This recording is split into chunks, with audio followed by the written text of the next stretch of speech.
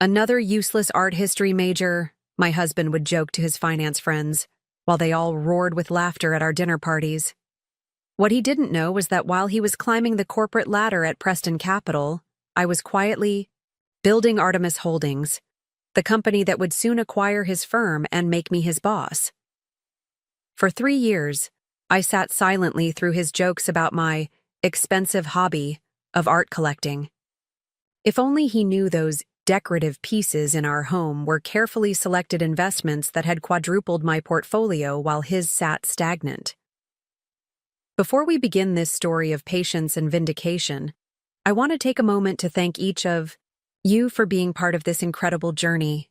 If you're enjoying these stories of empowerment, consider subscribing. It's completely free and helps us build this amazing community. Let's dive in.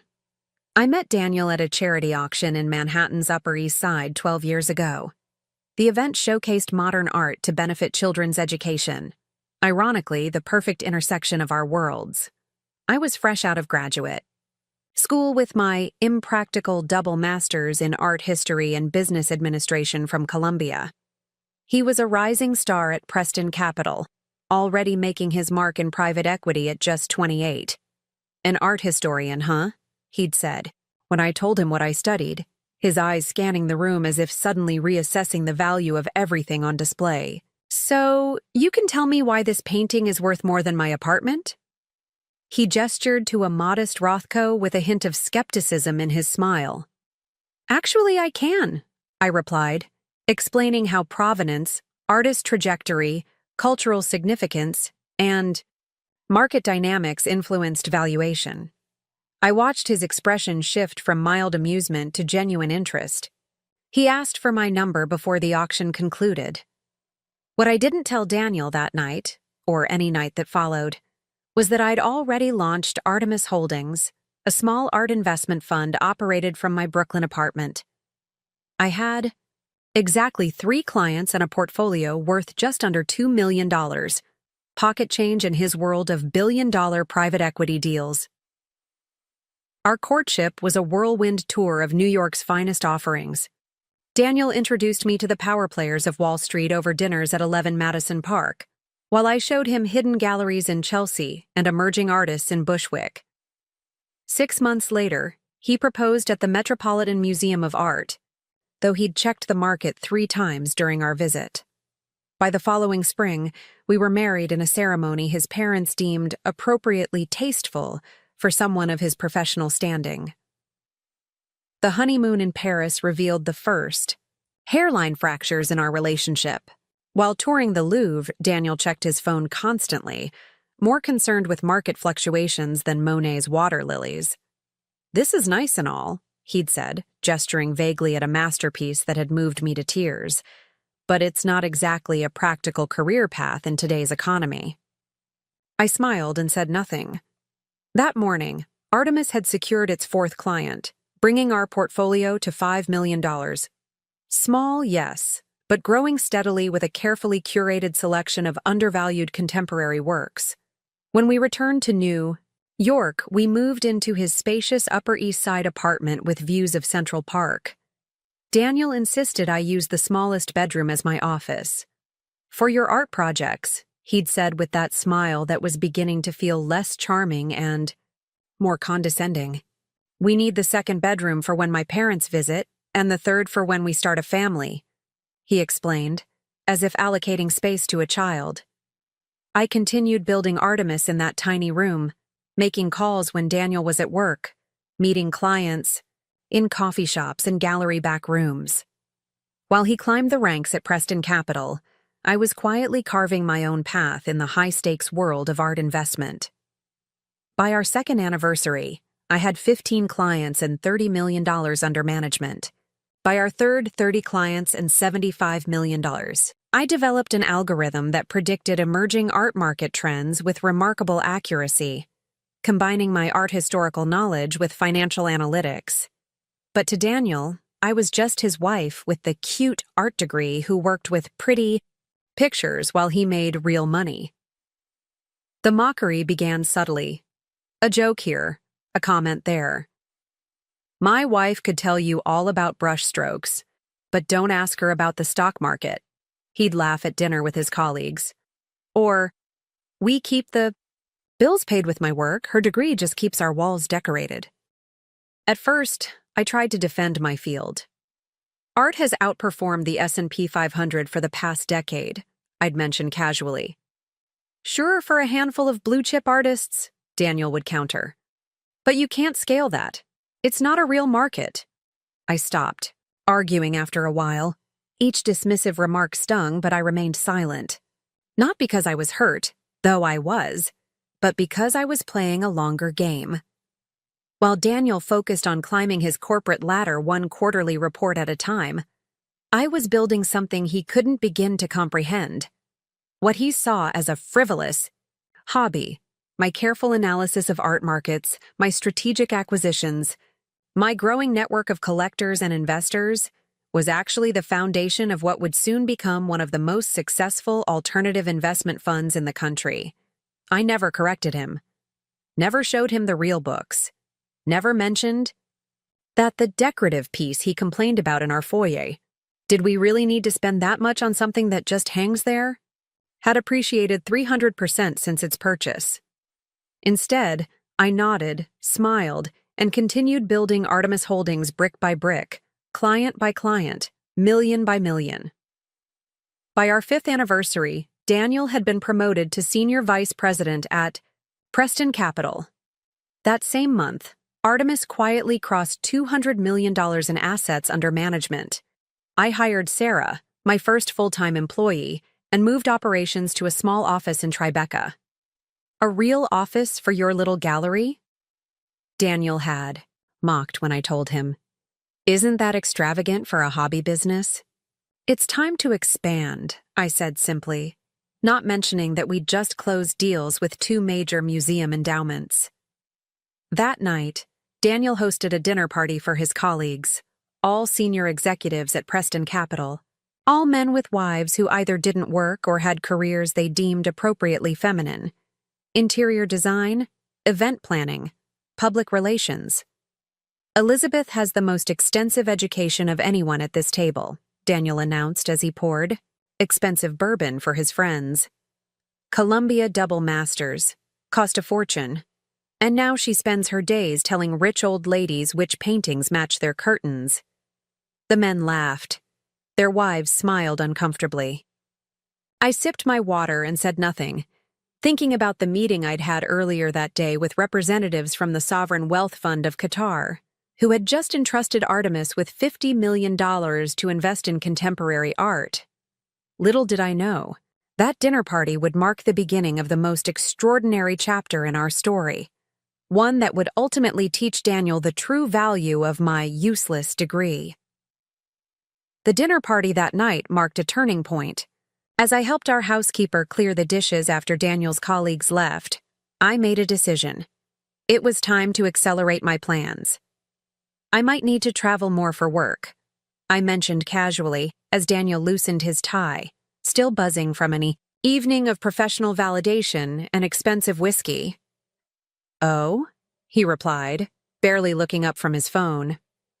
Taking some clients to gallery openings? Something like that, I said.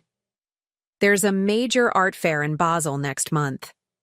Daniel chuckled. Well, try not to spend all our money on finger paintings.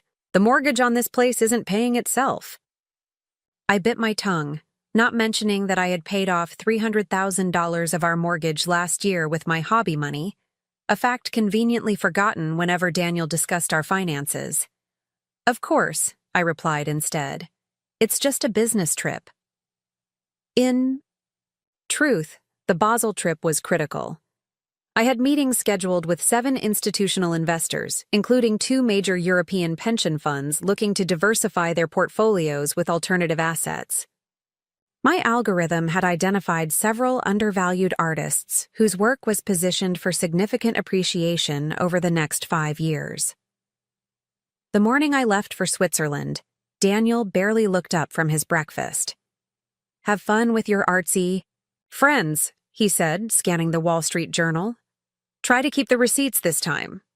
If he had bothered to check our accounts, He might have noticed that my artsy business had contributed 4 times more to our joint savings than his salary last year. But Daniel never checked. It was beneath him to handle such mundane matters. Basel was transformative for Artemis. I secured $180 million in new investments, acquired 15 pieces that my algorithm predicted would double in value within 18 months, and hired 3 new analysts, all with art history degrees paired with finance experience, to join Sarah at our growing firm. When I returned to New York, Daniel was consumed with a potential promotion.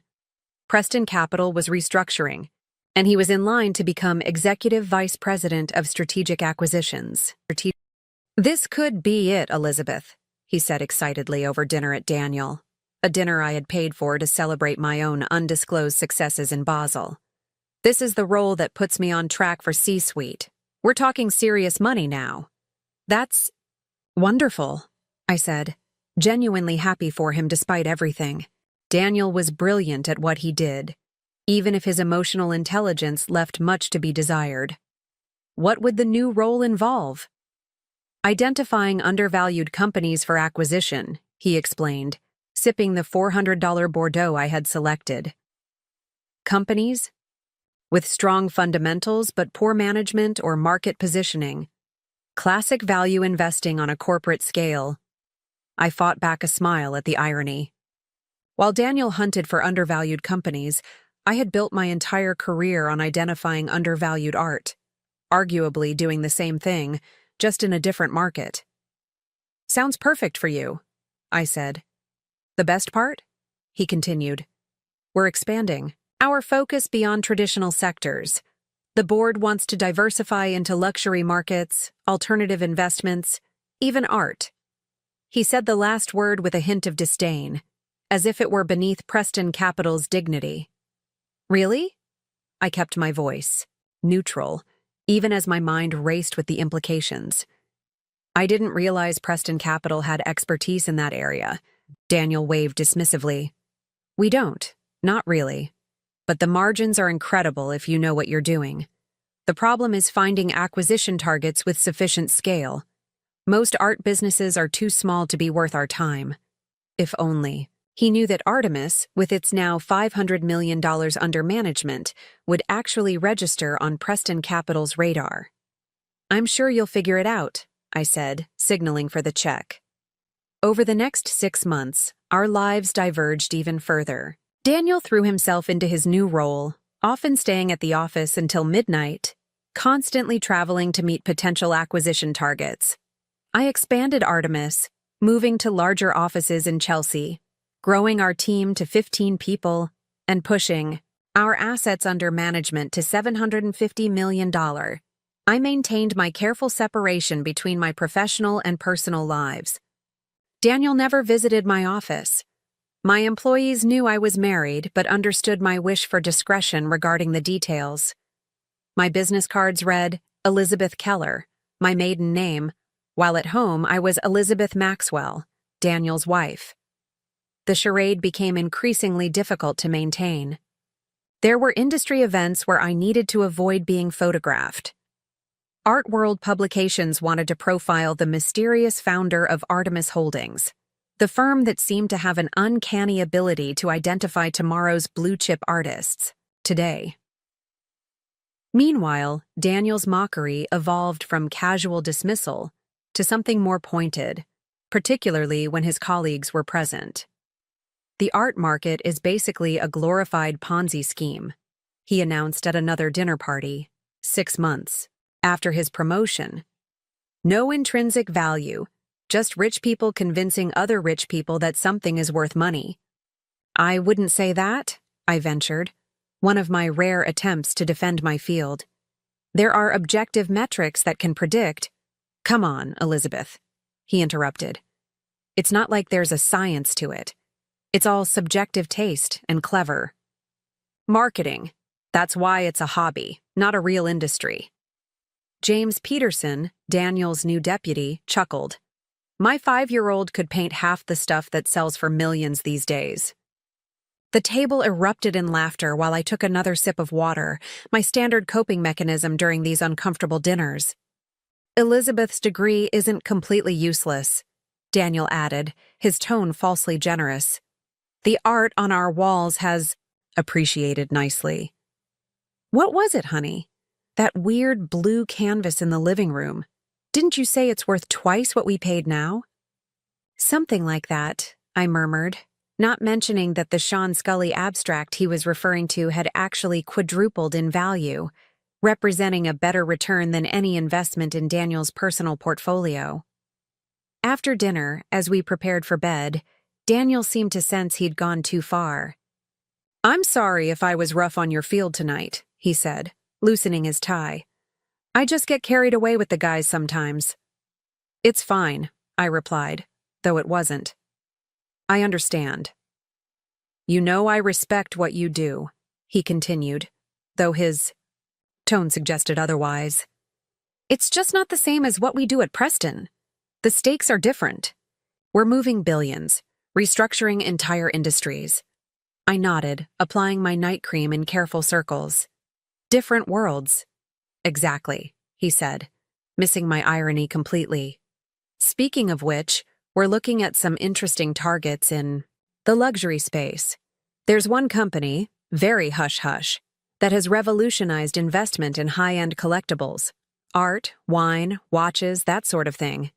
That sort of thing." My hand froze mid-application. "Oh? Anyone I might have heard of?" Daniel shook his head. "Doubt it. They're very private. Operate entirely through subsidiaries and holding companies. But their returns are incredible. Consistently beating market, averages by 15% for the past 5 years. I relaxed slightly. There were several firms that matched that description, though Artemis's returns were actually closer to 20% above market averages. "Anyway," he continued, sliding into bed, "if we acquire them, maybe you could consult on the art side. Put that degree to use finally." He chuckled as if he'd made a particularly clever joke. "Maybe," I said, turning off my bedside lamp. "You never know." The next morning, I received an encrypted email from Sarah that changed everything. Preston Capital had requested a confidential meeting with the leadership of Artemis Holdings without revealing the purpose. The email had come through our anonymous corporate channel, the one specifically designed to shield my identity from initial inquiries. "What should I tell them?" Sarah asked when I called her from the bathroom, with the shower running to cover my conversation. "Accept the meeting," I said after a moment's consideration. "But maintain all our standard protocols for anonymous initial consultations. And Sarah, find out who's leading their acquisition team for this sector." An hour later, as Daniel left for work with a perfunctory kiss on my cheek, Sarah texted me the answer. James Peterson, Daniel's deputy, was point person on the potential acquisition, reporting directly to Daniel Maxwell, Executive Vice President of Strategic Acquisitions. My husband was hunting my company. That evening, when Daniel mentioned he had to travel to Chicago for meetings the following week, I knew exactly why. We had an Artemis subsidiary headquartered there, the one that managed our Midwestern client relationships and housed our proprietary market analytics system. "Anything exciting?" I asked innocently. "Just some target company research," he replied, vaguely. "Probably nothing, but worth checking out." I nodded sympathetically while mentally preparing to call our Chicago office. They would need to be ready for Preston Capital's visit without revealing any connection to me. That night, as Daniel slept soundly beside me, I stared at the ceiling and contemplated the extraordinary crossroads ahead of me. Soon, I would need to make a decision that would irrevocably change our marriage, our careers, and our lives. The company Daniel was so eagerly pursuing, the mysterious firm with the revolutionary investment approach and exceptional returns, was mine. And he had no idea that the useless degree he had mocked for years had built the very empire he now coveted. The following week unfolded like a carefully choreographed dance of near misses and secret maneuvers. While Daniel flew to Chicago to investigate my subsidiary, I orchestrated an elaborate smoke and mirrors operation from our guest bathroom, the only place in our apartment where I could speak freely without fear of being overheard by our housekeeper. They're requesting 5 years of financial records, Sarah informed me during our daily encrypted call. Full client lists, investment methodologies, algorithm documentation. Give them the standard package, I replied, sitting on the edge of the bathtub. Level 2 disclosure only. Redact anything with my name or direct involvement. Elizabeth, Sarah said hesitantly, we can't keep this up forever. If they're serious about acquisition, they'll demand complete transparency eventually. She was right, of course. Preston Capital's due diligence team was legendary for their thoroughness. If Daniel's company proceeded with a formal acquisition attempt, my carefully constructed double life would inevitably collapse. I know, I sighed. But I need time to decide how to handle this. The truth was, I had built Artemis not just as a business, but as proof that art history wasn't a useless degree, proof that understanding cultural value could translate to financial value, proof that my approach to investment was every bit as valid as Daniel's. Revealing myself now, under these circumstances, felt like surrendering the vindication I had worked so hard to achieve. How's the Chicago meeting going? I asked Sarah. Our team reports that James Peterson seems impressed with the operation. They've maintained the cover story that the founder is unavailable due to travel in Asia. And Daniel? He didn't come to the office visit. Peterson is handling the direct contact. That made sense. As executive VP, Daniel would remain above the initial investigation, waiting for his team to bring him validated opportunities. It gave me a little more time. That evening, Daniel called from his hotel room in Chicago. How's your trip? I asked, stirring pasta sauce in our kitchen. Interesting, he replied, and I could hear the excitement in his voice. This company is even more impressive than we thought. Their art investment division has outperformed every comparable fund for the past decade. My heart swelled with pride despite the circumstances. That sounds promising. The strange thing is, he continued, they're incredibly secretive about their leadership, all managed through proxies and holding companies. Peterson met with some senior executives today, but they claim the founder is traveling. Maybe they're just private, I offered, wondering if he could hear the tension in my voice. Or hiding something, Daniel countered, his suspicion clear. I've asked Peterson to dig deeper. Something doesn't add up. Their performance is too good. Their methodology too accurate. They must have some inside angle on the art market. If only he knew that the inside angle was his wife's expertise, the very knowledge he had dismissed for years. Well, I'm sure. You'll figure it out, I said, desperate to change the subject. How's your hotel? After we hung up, I called Sarah again. They're getting suspicious about the ownership structure. We need to prepare for deeper scrutiny. What do you want to do? She asked, her loyalty unwavering after 5 years as my right hand. I took a deep breath. Prepare the contingency portfolio. If Preston pushes harder, we'll need to show enough to satisfy them without revealing everything. The contingency portfolio was something I had created years ago. A carefully curated selection of Artemis's investments and methodologies that demonstrated our value while protecting our most proprietary approaches. It was designed for situations exactly like this one, where we needed to share information without giving away the crown jewels. When Daniel returned from Chicago 2 days later, he was unusually animated. He rarely discussed specific deals with me, considering my understanding of finance too limited to grasp the complexities of his work. But this potential acquisition had captured his imagination. This could be the deal that makes my career, he said over dinner, pouring himself another glass of wine. If we acquire this art investment firm, Preston instantly becomes a player in the alternative asset space. That's wonderful, I replied, pushing food around my plate. They must be doing something right. Their methodology is revolutionary, Daniel continued, oblivious to my discomfort. They've developed some kind of predictive model for art valuation that's years ahead of anything else in the market. That revolutionary methodology had been my thesis project at Columbia, combining art historical analysis with quantitative market data to predict value trajectories for emerging artists. I had refined it over a decade, adding machine learning components and cultural trend analysis. It was my life's work, the perfect synthesis of my supposedly incompatible interests in art and finance. Sounds impressive, I managed. The funny thing is, Daniel chuckled, loosening his tie. I keep thinking about what you always said about art having quantifiable investment value. Maybe you were onto something after all. Maybe, I said quietly. Of course, he added, reverting to form. It's different when it's systematized by financial professionals.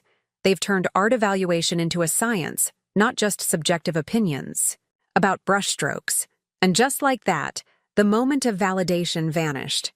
Even when confronted with evidence of my field's legitimacy, Daniel couldn't help but qualify it, to separate real financial work from mere art appreciation.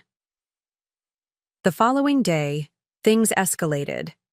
I was in my Chelsea office when Sarah burst through the door, her typically calm demeanor shattered.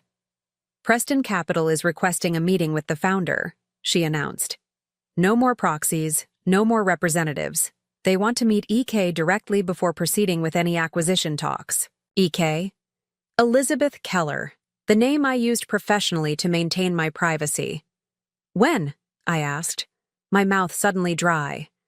Next week. They're sending Daniel Maxwell himself, along with James Peterson and their chief counsel. The room seemed to spin around me. My husband wants a meeting with me without knowing it's me. Sarah nodded, her expression grave. What do you want to do? For hours, I considered my options. I could send another proxy, claiming the founder was still unavailable. I could cancel the meeting altogether, potentially losing the biggest opportunity in Artemis's history. Or I could meet with them and reveal the truth, ending years of secrecy in the most dramatic way possible. That evening, Daniel brought up the meeting himself. We've requested direct contact with the founder of this art investment firm, he said as we prepared for bed. No more hiding behind lawyers and proxies. If they're serious about a potential acquisition, we need to know who we're dealing with. And if they refuse? I asked, my heart pounding so loudly I was certain he could hear it. Daniel's expression hardened. Then the deal's off. I'm not putting Preston Capital's reputation on the line for some shadowy operation, no matter how good their returns are. I see, I said, turning away to hide my expression. The strange thing is, he continued, nobody seems to know much about this founder, just initials, EK. Could be a man, woman, or corporation for all we know. I almost laughed at the irony.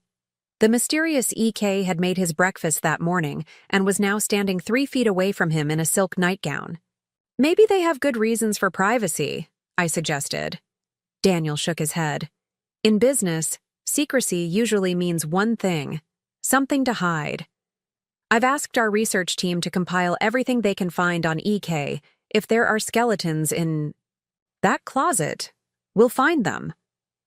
Now I faced not just exposure, but investigation. Daniel had unwittingly declared his intention to investigate his own wife, to dig into the business I had built while he mocked my education and expertise. That night, I lay awake long after Daniel had fallen asleep, weighing my choices. The irony of the situation wasn't lost on me.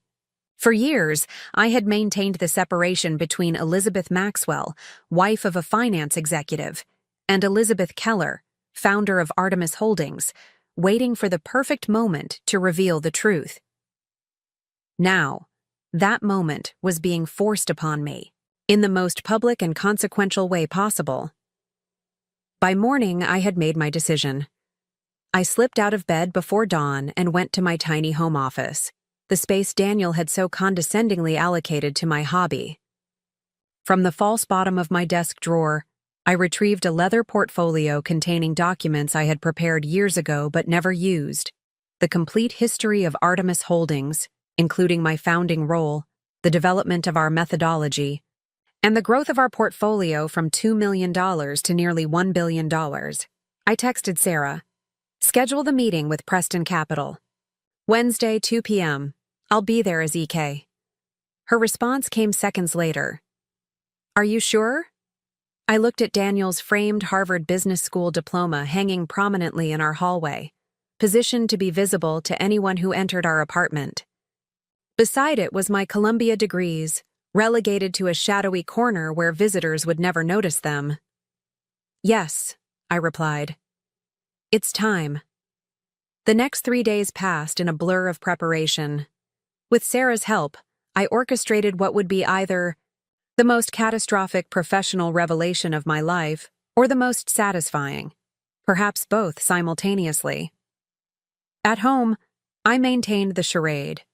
Daniel mentioned the upcoming meeting repeatedly, growing more excited as Wednesday approached. "This could be huge for us," he said on Tuesday night. "If we acquire this firm, we're looking at a potential doubling of our alternative assets division overnight." "That would be quite an achievement," I agreed, wondering how he would feel when he discovered that the acquisition target he had been pursuing so aggressively was built by the same person who sat across from him at the breakfast table every morning, the wife whose professional abilities he had dismissively underestimated for their entire marriage. As I laid out my outfit for the following day, a power suit I kept at my office, never at home, I felt a strange calm settle over me. After years of hiding my success, of nodding silently through Daniel's condescension, of building something extraordinary in the shadow of his dismissal, the moment of truth had arrived. Tomorrow, Daniel Maxwell would finally meet EK, founder of Artemis Holdings, and his education was about to begin. Wednesday morning arrived with the weight of inevitability. I woke before the alarm, careful not to disturb Daniel, who slept soundly beside me, blissfully unaware that today would change everything. I slipped out of bed and went through my morning routine with mechanical precision. Every movement felt significant, laden with the knowledge that this was the last morning of my double life. By this evening, for better or worse, Daniel would know the truth. Over breakfast, he was unusually talkative, energized by the prospect of the afternoon's meeting. "Today's the day we finally meet the mysterious EK," he said, adjusting his red power tie, the one he reserved for major negotiations. "Peterson's prepared a comprehensive term sheet. If the numbers check out and there are no skeletons in the closet, we could have an acquisition agreement by the end of the month." I sipped my coffee, using the cup to hide my expression. "Sounds exciting. I'm still not convinced this founder will show," Daniel continued, checking his watch. "People who hide behind initials and proxies usually have reasons for staying in. The shadows. Maybe they're just private," I suggested for what felt like the 100th time. Daniel shook his head. "Nobody builds a billion-dollar investment firm just to hide from the spotlight. There's something else going on." He picked up his briefcase. "Anyway, I should get going. Big preparations before the meeting." "Good luck today," I said as he headed for the door. "I hope you get what you deserve." Daniel paused, catching something in my tone. For a moment, he studied my face, and I wondered if some subconscious part of him sensed the coming revelation. "Thanks," he said finally. "I'll call you after it's done." As soon as the door closed behind him, I called Sarah. "Everything's prepared," she assured me. "The conference room is set up exactly as you requested. The team has been briefed. Only the 6 senior directors know what's happening today. And the documentation, all ready. Full portfolio history, audited financials, client testimonials, and the methodology patents. Everything that proves you're the sole founder and architect of Artemis's success." I took a deep breath. "And what about the contingency plan?" There was a brief pause on the line. "The legal team is standing by. If things go poorly, they're prepared to protect your interests. But Elizabeth, are you sure this is how you want to handle this?" We could still find another way. Was I sure? After years of hiding my success, of enduring Daniel's condescension, of building something extraordinary while being treated as if my education and expertise were worthless, was I sure I wanted to reveal everything in such a dramatic fashion? Yes, I said firmly. It's time for the truth. I'll see you at the office in an hour.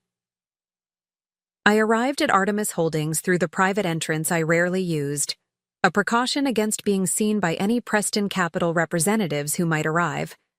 Early, Sarah was waiting in my office, along with our chief counsel, Morgan Chen. We've prepared for every contingency, Morgan assured me, sliding a folder across my desk. These are the key documents you'll want to have at hand during the meeting. I flipped through the papers, proof of my ownership, patent registrations for our valuation methodology, the growth charts showing how my useless degree had built a billion-dollar enterprise. Preston's team will arrive at 1:45, Sarah said, checking her tablet. They'll be taken to the conference room on 17. You'll enter from the private elevator at 2:05. A power move, Morgan nodded approvingly. Make them wait just long enough to establish dominance. I smiled tightly. This isn't about power games, it's about truth. But even as I said it, I knew there was more to it. This revelation wasn't just about clearing the air, it was about vindication. After years of diminishment, of having my expertise dismissed and my field mocked, I needed Daniel to understand exactly who and what he had been dismissing.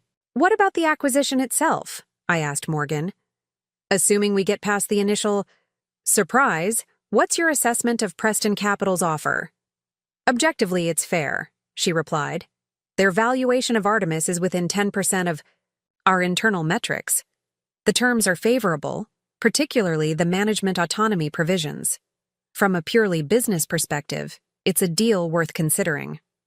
I nodded. And if they withdraw the offer after today's meeting? Morgan's expression was carefully neutral. Then we have several other interested parties. Artemis is an extremely attractive acquisition target, regardless of who sits at the helm.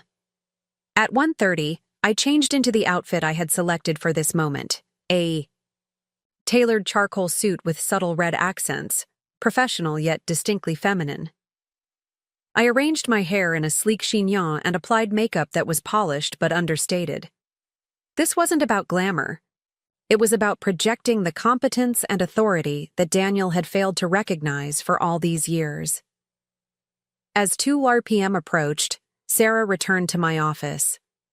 They're all there: Daniel, James Peterson, their chief counsel Rebecca Winters, and 2 members of their due diligence team. How does Daniel look? I couldn't help asking. Impatient, Sarah replied with a small smile. He's checked his watch 3 times in the last 5 minutes. Of course he had.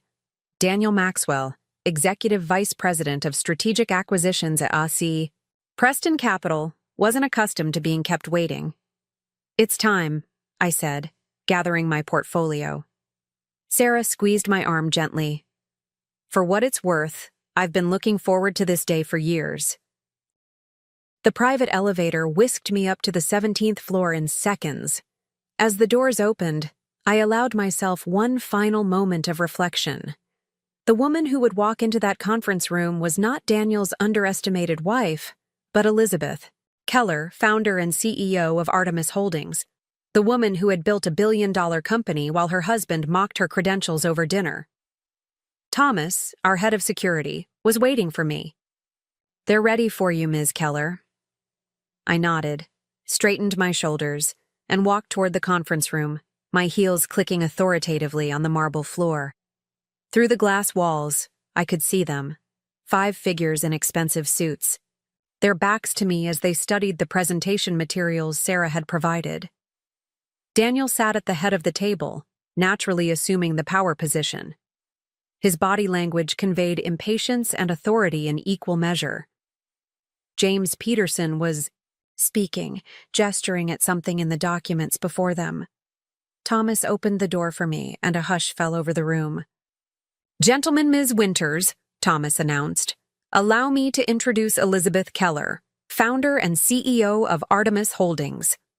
5 heads turned simultaneously. 5 expressions registered varying degrees of professional interest, except for one. Daniel's face transformed in an instant from polite anticipation to utter shock, his complexion draining of color so rapidly I momentarily worried he might faint. "Elizabeth?" he managed, his voice barely audible. "Good afternoon," I said calmly, moving to the opposite end of the table. "Thank you all for coming today. I understand Preston Capital is interested in acquiring Artemis Holdings." James Peterson looked between Daniel and me, confusion evident on his face. You two know each other?" "You could say that," I replied, my eyes never leaving Daniel's. "Mr. Maxwell is my husband." The silence that followed was absolute. Rebecca Winters, Preston's counsel, recovered first. "I'm sorry, but to clarify, you're telling us that you, Elizabeth Keller, founder of Artemis Holdings, are married to our executive vice president Daniel Maxwell?" "That's correct," I confirmed. "Though at home, I go by Elizabeth Maxwell." Daniel had not moved, his expression frozen in disbelief as the implications cascaded through his mind. Every dismissive comment, every mocking joke about my useless degree, every dinner party where he had belittled my work, all while I was building the very company he now hoped would crown his corporate achievements. "This is unexpected," James Peterson said, master of understatement. "Is it?" I asked, opening my portfolio. "I've prepared a complete history of Artemis Holdings, including my founding role, the development of our valuation methodology, and audited financials confirming my ownership stake and management authority." I slid copies across the table to each of them. Daniel stared at his as if it might burst into flames.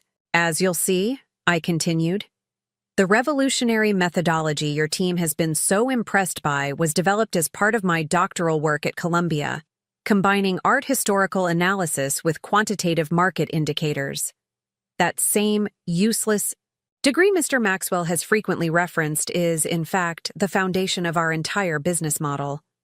Rebecca Winters was rapidly scanning the documents, her legal mind already calculating the implications. "These are quite comprehensive. And there's no question about your ownership status?" "None whatsoever," I confirmed. "Every patent, every algorithm, every aspect of our methodology is registered solely to me or to Artemis entities under my control." Daniel finally found his voice. "How long?" he asked, the words sounding as if they'd been torn from his throat. "How long have you been—" He gestured around the conference room, at the empire I had built while he slept beside me, none the wiser. "I founded Artemis 3 years before we met," I replied evenly. "We were already managing over $2 million when you first told me my degree was impractical during our 3rd date." James Peterson winced visibly. "By the time you mocked my pretty pictures at our 2nd anniversary dinner, we were managing $30 million, I continued. "When you told your colleagues I couldn't understand basic finance last Christmas, our annual returns had outperformed Preston Capital's flagship fund by 11%. Daniel's face had progressed from white to gray. "Why didn't you tell me?" It was the question I had anticipated, the one I had rehearsed answering dozens of times. Yet now, faced with his devastated expression, I found my carefully prepared response inadequate. At first, I valued my privacy. Success attracts attention I didn't want. Then, as your attitude toward my field became clear, I worried you might see me differently, not as your wife, but as a business connection to be leveraged. I paused, deciding he deserved the complete truth. But eventually I stayed silent because every time you dismissed my degree, every time you mocked my career choice, every time you treated my expertise as worthless, I promised myself that someday you would understand exactly what you had been dismissing. Today is that day. Rebecca Winters cleared her throat. Perhaps Mr. Maxwell and Ms. Keller would like a moment of privacy to discuss this situation. That won't be necessary, I replied. We're all professionals here. The question before us is whether Preston Capital wishes to proceed with acquisition. Discussions, now that you know exactly who you'd be acquiring. The weight of Daniel's stare was palpable as the others exchanged glances. This meeting had veered so far from their expectations that they seemed unable to find a protocol to follow. I think, James Peterson said carefully, given these extraordinary circumstances, we should adjourn to consider the implications. This revelation obviously changes the dynamics considerably. Of course, I agreed. Take whatever time you need. Artemis has several other interested parties, but we've prioritized Preston Capital out of professional courtesy. Daniel flinched at that, recognizing the deliberate echo of his own condescension. My team will show you out, I said, rising. Mr. Maxwell, I assume you'll be heading back to your office to discuss next steps with your colleagues. Daniel stood slowly, his movements stiff as if he'd aged decades in the past 10 minutes. Actually, he said, his voice steadier now, I think my wife and I need to have a conversation first. The emphasis he placed on wife wasn't lost on anyone in the room. Of course, I replied. Sarah will show the rest of you out. Daniel and I will use my office. As the others filed out, the atmosphere thick with unresolved tension, I led Daniel toward the private elevator that would take us to my real office, the spacious corner suite on the top floor with views of the Manhattan skyline, not the tiny room he had allocated me at home. The revelation was complete. The fallout had just begun. The private elevator ascended in silence. Daniel stood rigidly beside me, his eyes fixed on the floor numbers as they illuminated in sequence. His knuckles were white where he gripped his leather portfolio, the one I had given him for our 5th anniversary. When the doors opened, they revealed my true professional domain, an expansive corner office with floor-to-ceiling windows offering panoramic views of Manhattan. Modern artwork adorned the walls, not decorative pieces, but strategic investments that had appreciated between 200% and 500% since their acquisition. My desk, a sleek custom design of glass and sustainable walnut, faced the door with the confidence of someone who had nothing to hide. Not anymore.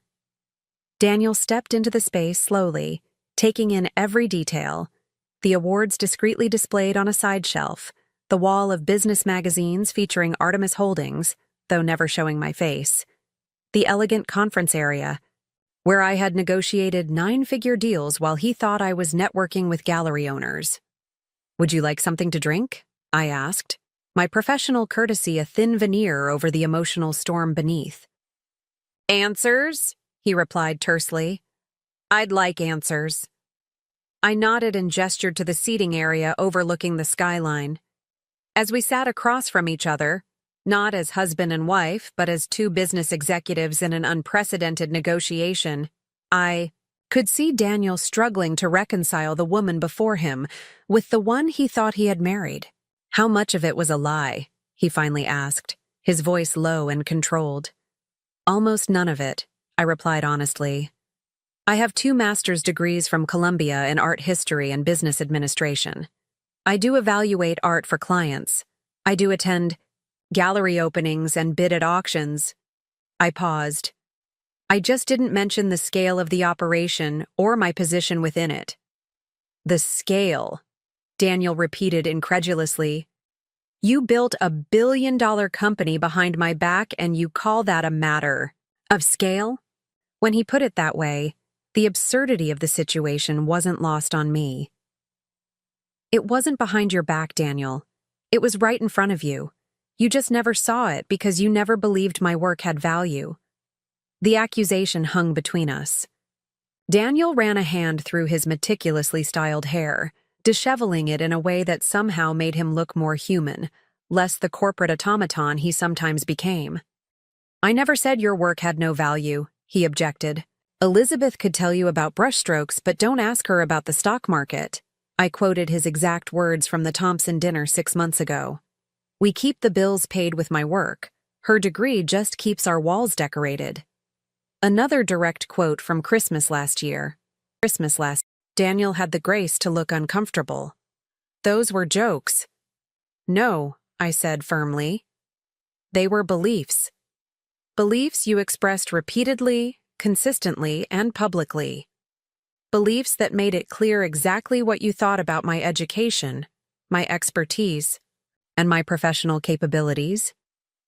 He stood abruptly and walked to the window, staring out at the city as if seeking answers in the skyline.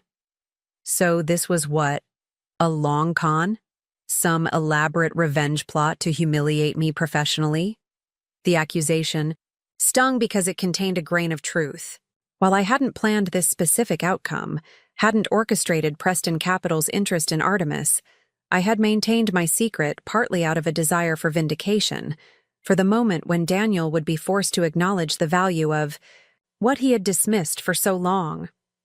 I didn't plan this, I said carefully.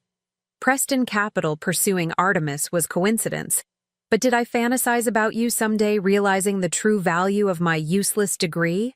Yes. I'm human, Daniel. He turned to face me, and I saw something shift in his expression. The first glimmer of recognition that perhaps he, not I, had been operating under false assumptions all these years. Why maintain separate names? Different identities? If you were so successful, why hide it at all? This was the heart of it, the question I had asked myself countless times over the years. It started because I wanted privacy, I explained. When we met, I'd already seen how wealth changes relationships, how people want access to your connections, your capital, your influence. I wanted to know you were interested in me, not what I could do for your career. Daniel flinched slightly at that. Then, as Artemis grew, it became more complicated. The separate identities gave me freedom to build something that wasn't entangled with your world at Preston. And frankly, after I heard how you talked about my field, I wasn't eager to correct your misconceptions. So you just let me make a fool of myself? His voice rose. Year after year letting me mock your struggling career while you were what? Building an empire and laughing behind my back? I wasn't laughing, Daniel, I said quietly. I was hurt. Every dismissive comment, every joke at my expense, they hurt. But they also showed me something important about how you saw me, about the fundamental lack of respect you had for my education and expertise. He returned to his seat, anger giving way to a confusion that almost resembled grief. I respected you. You respected me as your wife, perhaps. But professionally, you made it abundantly clear that you thought my field was frivolous, my degree worthless, my career a hobby. You never once asked to see my work or understand my approach. You assumed that because I studied art history, I couldn't possibly understand finance or build something of significant value. Daniel was silent for a long moment, processing this perspective, perhaps truly hearing it for the first time. The painting in our foyer, he said suddenly, the one I complained about. You said, it had appreciated 300%. I nodded. 382% as of last quarter's valuation. The Jasper Johns in the dining room has performed even better at 415%. He shook his head in disbelief. And all those trips to art fairs and gallery openings? Business development, I confirmed. That week in Basel where you told me to keep the receipts? I secured $180 million in new investments and acquired pieces that have since doubled in value. Daniel rubbed his temples, visibly struggling with the recalibration of everything he thought he knew. The apartment, he said suddenly. You always let me believe I was the primary contributor to our lifestyle. You assumed that, I corrected gently. I never claimed it. The mortgage payments from my account, the art, the renovations, did you ever actually check where the money came from? His silence was answer enough. Like many men of his position and privilege, Daniel had never questioned his assumption that he was the financial provider, had never examined the evidence that might contradict this comfortable belief. So what now? He asked finally. Professionally, personally, where does this leave us? It was the question I had been avoiding in all my planning. I had visualized the revelation, had anticipated his shock and anger, but had never fully allowed myself to consider what would come after. Professionally, Preston Capital needs to decide if they still want to acquire Artemis, knowing its founder is the wife of their executive VP. There are significant conflict of interest concerns, regulatory hurdles, disclosure requirements. And personally? Daniel pressed. I met his gaze directly. That depends on whether you can see me differently now. Not as your wife with the cute art degree, but as a professional equal. Someone whose expertise and accomplishments deserve the same respect you'd give to any of your colleagues. The request hung between us. Simple in concept, yet requiring a fundamental shift in how Daniel had perceived me for our entire relationship. I need to ask you something, he said after a long pause. And I need complete honesty. Nodded, bracing myself. Did you ever love me, or was I just part of your cover story? The question caught me off guard. In all my preparation, I had anticipated anger, accusations of deception, wounded pride, but not this raw vulnerability. Daniel, I said softly, I loved you then. And despite everything, the dismissal, the mockery, the condescension, there's still a part of me that loves you now. His expression softened marginally. Then why couldn't you trust me with this? He gestured around the office, at the empire I had built. Because you showed me exactly what you thought of my capabilities, I replied honestly. Every time you joked about my degree, every time you dismissed my field as frivolous, you were telling me what you really believed, that art history couldn't possibly create real value, that my expertise wasn't worth taking seriously. Daniel was silent, perhaps truly hearing these words for the first time. When was the last time you asked me about my work? I continued gently, not with condescension or dismissal, but with genuine interest. When did you last suggest I might have insights worth considering? Professional expertise worth respecting? His silence was its own answer. That's why I couldn't share this with you, I concluded. You had already decided what my education was worth, what my capabilities were. You never considered that the degree you mocked might actually be the foundation of something valuable. My phone buzzed with a message from Sarah. Preston team. Regrouping at their office. JM asked for immediate update when available. Your team needs you, I observed, nodding at Daniel's similarly buzzing phone. So does yours, he replied, glancing at my screen. We stood simultaneously, our professional instincts momentarily overriding the personal earthquake we were experiencing. I should go, Daniel said, gathering his things. There are discussions that need to happen at Preston. Of course. He paused at the door, turning back to study me as if seeing me clearly for the first time. For what it's worth, I'm sorry. Not just because of who you turned out to be, but because of how I made you feel. No one should have their expertise dismissed like that. It wasn't a complete reckoning, not yet, but it was a start. Thank you, I said simply. Will you be home tonight? He asked, and in the question I heard the underlying uncertainty about where we stood, about what came next, about whether home was still a concept we shared. I will, I promised. We have more to discuss. After he left, I stood at the window watching the afternoon light shift across the Manhattan skyline. In a single meeting, everything had changed. Professionally, personally, irrevocably. Sarah entered quietly, respecting the gravity of the moment. How did it go? She asked. I considered the question, with all its complexities. It was a beginning, I replied finally. The truth is out. What happens next depends on whether he can see me, really see me, for the first time. As I turned back to my desk, a text message appeared on my phone. Daniel, I just realized something. That algorithm everyone's been praising. The one that predicts market trends for emerging artists. That was your thesis project at Columbia, wasn't it? The one I said sounded nice but impractical. I typed back a simple, yes. 3 dots appeared. As he typed, disappeared, then reappeared. Finally. It seems I have a lot to learn, starting with never underestimating the value of an art history degree. It wasn't forgiveness, or resolution, or a clear path forward. But after years of dismissal, it was something I had never received from my husband before.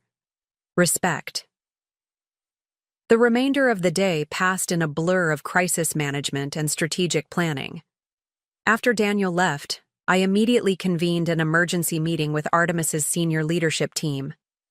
The 7 people who gathered in my conference room represented the core of what I had built.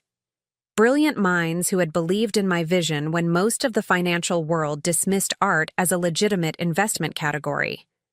Well, I said, taking my seat at the head of the table, that was certainly not how I planned to reveal my identity to Preston Capital.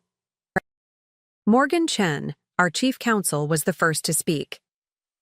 We need to address the regulatory implications immediately. The SEC will have questions about disclosure, potential conflicts of interest, and insider information. Already handled, Sarah replied, sliding documents across the table. We've prepared comprehensive disclosure statements detailing Elizabeth's ownership structure and confirming that no material information was ever shared between spouses. We have 7 years of communication records that demonstrate the complete separation Elizabeth maintained between her personal and professional lives. I nodded appreciatively. Even in my moment of personal crisis, my team was focused on protecting Artemis. What about Preston Capital? Asked Michael Rivera, our chief investment officer. Are they still interested in the acquisition after that revelation? It was the question everyone was thinking, but had been too polite to ask directly. Uncertain, I admitted. Daniel, Mr. Maxwell, has returned to Preston to discuss next steps with their leadership team. We should prepare for multiple scenarios, including the possibility that they walk away entirely, Morgan added pragmatically. Or that they pursue the acquisition more aggressively, countered Diane Wu, our head of market strategy. Let's be realistic. Artemis is even more valuable to them now. Our methodology has consistently outperformed every other art investment vehicle in the market. They won't abandon that opportunity easily, personal complications notwithstanding. I appreciated Diane's clarity. She had been with me almost from the beginning, one of the few people who understood that art valuation could be approached with the same analytical rigor as any other asset class. We have 3 priorities, I said, redirecting the conversation. First, regulatory compliance. Morgan, I want every disclosure filed by end of day. Second, client assurance. Sarah, prepare a communication for our major investors explaining that the leadership situation at Artemis remains unchanged regardless of any acquisition talks. And third, business continuity. Diane, Michael, ensure our current investment strategies proceed without interruption. As they nodded in agreement, my private line rang, a direct connection that only 5 people had access to. The display showed Preston Capital's main switchboard. Excuse me, I said, rising from the table. I need to take this privately. In my office, I took a deep breath before answering. Elizabeth Keller. Ms. Keller, this is Rebecca Winters, Chief Counsel for Preston Capital. Her voice was professionally neutral. Our executive team would like to schedule a follow-up meeting to discuss the potential acquisition of Artemis Holdings, given today's unusual developments. I appreciate your directness, Ms. Winters. When did you have in mind? Tomorrow morning, 9 a.m. at Preston Capital headquarters, she paused. Our team will include CEO Richard Preston, myself, and members of our Strategic Acquisitions Division, though not including Mr. Maxwell, for obvious reasons. The exclusion of Daniel wasn't surprising, but the inclusion of Richard Preston himself was significant. The reclusive CEO rarely involved himself directly in acquisition talks, unless they were of paramount importance to the firm's future. "I'll be there," I confirmed. "Will my team be receiving the standard pre-meeting documentation?" "Actually," Rebecca replied, her tone shifting slightly, "Mr. Preston has requested a private meeting with you first, before bringing in the larger teams." "Interesting. Richard Preston wanted to take my measure personally before proceeding. It was unusual but understandable given the circumstances." "That's acceptable," I said. "Please send the details to my assistant." After ending the call, I returned to the conference room and briefed my team on the development. "Richard Preston himself?" Michael whistled low. "This is either very good or very bad." "Either way, we proceed from strength," I said firmly. Artemis was a valuable company yesterday, and it remains equally valuable today, regardless of who happens to be married to whom. As the meeting concluded and my team dispersed to execute their assignments, Sarah lingered behind. "You haven't mentioned what happened with Daniel after we left," she said quietly. I sighed, suddenly feeling the emotional weight of the day. It was complicated. He's hurt, angry, confused, as anyone would be. But he also seemed to genuinely not understand why I kept this from him.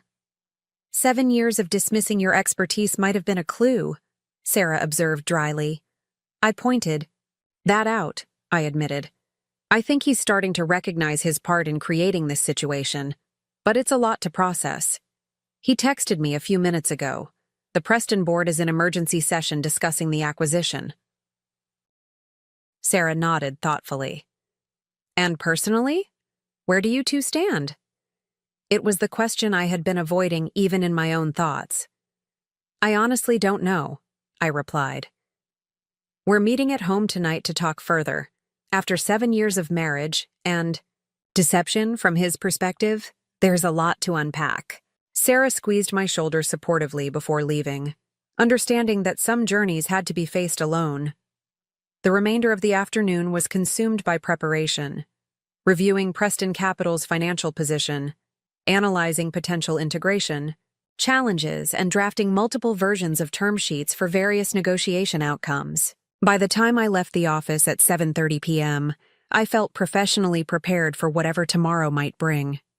Personally was another matter entirely. Our apartment was dark when I arrived home. For a moment, I wondered if Daniel had decided not to come, if the revelation had been too much for him to face me again so soon. Then I saw his briefcase by the door and heard movement in the kitchen. I found him there, tie loosened, sleeves rolled up, staring into a glass of scotch. The bottle on the counter was one I had given him last Christmas, an Orkney single malt that had appreciated 30% since bottling. "You're home," he said unnecessarily, looking up as I entered. I said I would be. I set my portfolio on the counter. "Have you eaten?" He shook his head. "Wasn't hungry." "Me neither." I poured myself a small glass of the scotch and leaned against the opposite counter, maintaining a physical distance that mirrored our emotional one. "How did it go at Preston?" Daniel took a long sip before answering.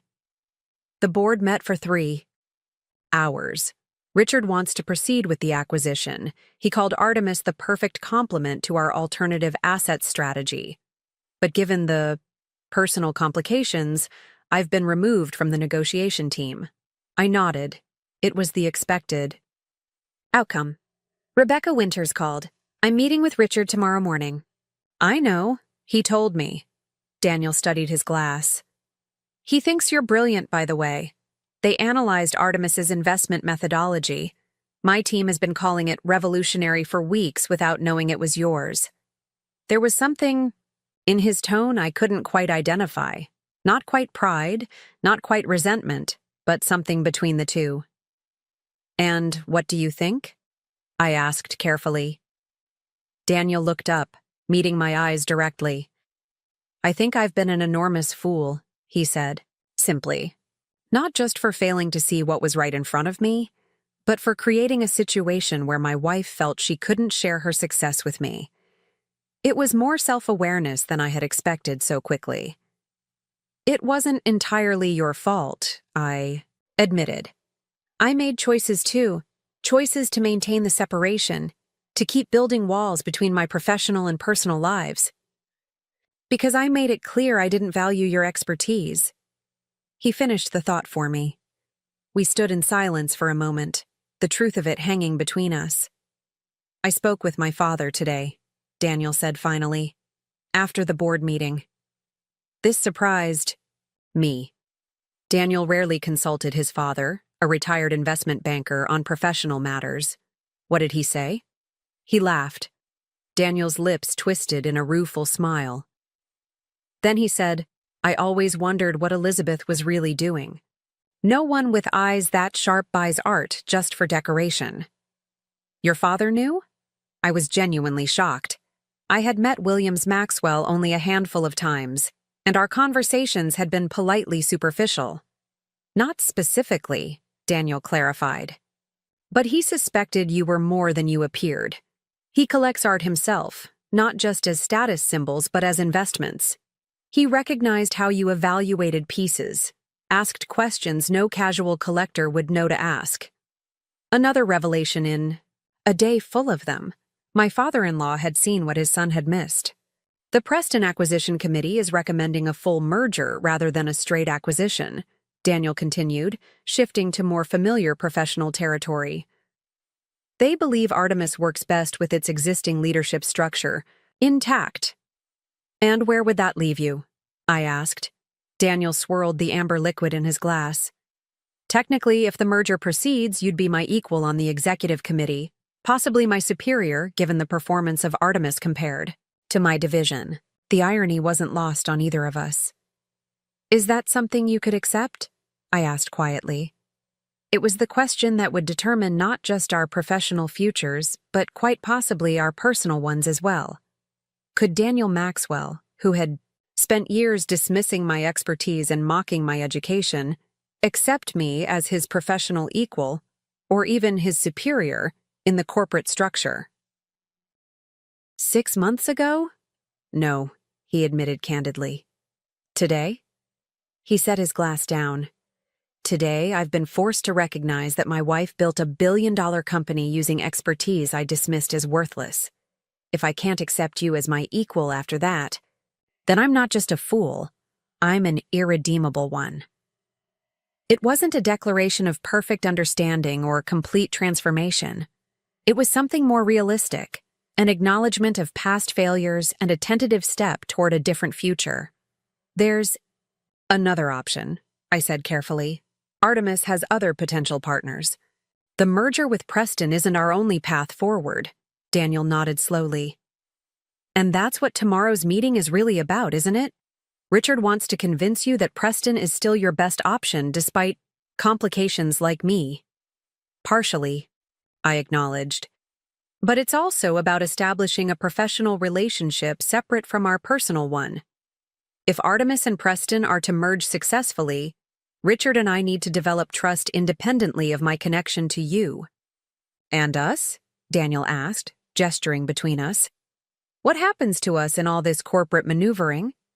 It was the question I had been asking myself all day, through meetings and strategy sessions and preparation for tomorrow's negotiations. I don't know, I answered honestly. I built Artemis partly because I needed something that was truly mine, something that couldn't be dismissed or diminished. For years, I've lived a divided life, being one person with you and another at the office. I don't want to live that way anymore. Neither do I, Daniel said quietly. I don't want to be the husband who can't see his wife's brilliance, who's too caught up in his own ego to recognize her success. He moved closer, though still maintaining a respectful distance. I can't promise I'll get everything right immediately. 7 years of assumptions don't disappear in a day. But I can promise to try. To really see you. To respect your expertise. To be the kind of partner who celebrates your success rather than dismissing it. It wasn't everything, but it was a beginning. An acknowledgement of the problem and a commitment to change. One day at a time, I suggested. starting with tomorrow's meeting, Daniel nodded, one day at a time. As we stood in our kitchen, two finance executives contemplating the merger of their companies and possibly the rebuilding of their marriage, I felt something I hadn't experienced in years. Hope that perhaps Daniel could finally see me for who I truly was, not who he had assumed me to be. Tomorrow would bring negotiations and corporate strategies, term sheets, and integration plans. But tonight was about something more fundamental, the possibility that from the ashes of misconception, something more honest might emerge, a partnership of equals, bound not by hidden truths but by mutual respect. And that, I realized, was what I had wanted all along. Morning arrived with the clarity that often follows emotional upheaval. Daniel and I moved around each other in a delicate dance of newfound awareness, him seeing me as a successful CEO for the first time, me allowing him glimpses of my professional side that I'd hidden for years. "What will you wear?" he asked as I stood before my closet, a question he'd never bothered with before. I selected a tailored navy suit with subtle pinstripes, powerful without being ostentatious. "This is about business, not making a statement." Daniel nodded, watching me with new eyes. "Richard respects preparation above all else. He'll have studied Artemis extensively overnight, every investment, every client, every aspect of your methodology that's publicly available." "I'm counting on it," I replied, selecting a silk blouse in a deep burgundy. "It's easier to negotiate with someone who understands your value." A shadow crossed Daniel's face, the uncomfortable recognition that he had failed to do exactly that for years. "For what it's worth," he said quietly, "I've spent the night reviewing Artemis's public portfolio performance. Your returns are extraordinary." "Thank you," I replied simply, accepting the professional compliment for what it was, a small step toward the respect I had earned but never received from him. As I gathered my materials, checking that every document, every chart, every projection was perfectly organized, Daniel handed me a leather portfolio I didn't recognize. "What's this?" "Information you might find useful," he said. "Preston Capital's acquisition targets for the next 3 years, valuation metrics for similar mergers, and Richard's typical negotiation patterns." He paused. "It's not confidential board material, nothing that crosses ethical lines, just context that might help level the playing field." I accepted the portfolio, recognizing this for what it was. Not just practical assistance, but a symbolic gesture.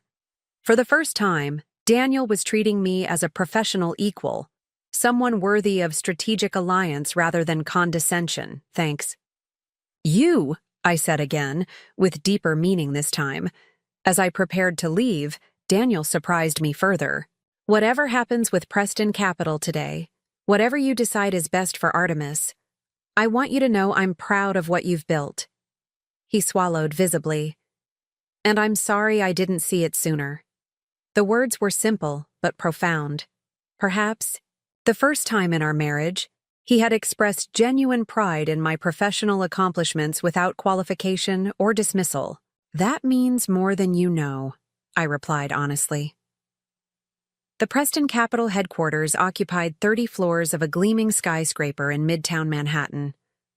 As my driver pulled up to the entrance, I spotted Sarah waiting outside, having arrived early to ensure everything was prepared. "The Richard Preston dossier," she said, handing me a slim folder as we entered the lobby. "Updated this morning. He had breakfast with 3 board members before dawn. Unusual for him." "Planning strategy?" I nodded, scanning the security protocols, as we were escorted to a private elevator. "He's taking this seriously." "As he should," Sarah replied with quiet confidence.